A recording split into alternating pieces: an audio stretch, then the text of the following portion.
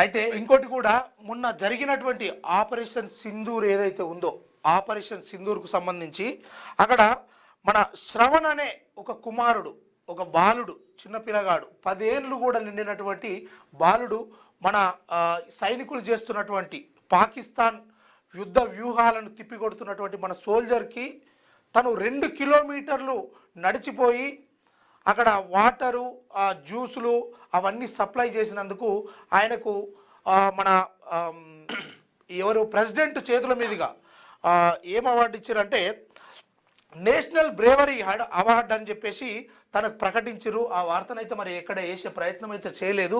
కానీ ఇది ఒక గొప్ప పరిణామం. ఎందుకంటే చిన్న పిల్లల్లో కూడా దేశభక్తి నిండుకపోతూ ఉంది. ఇలాంటి వాళ్ళ వల్ల రాబోయే రోజుల్లో నేటి బాలలే రేపటి పౌరులు అనే విధంగా ఆ బాలుడికి కూడా ఆ బ్రేవరీ అవార్డు రావడం నిజంగా సంతోషం. అందులో భాగంగానే దేశభక్తి ఎవరికైనా ఉండాలి, పెంచుకోవాలి.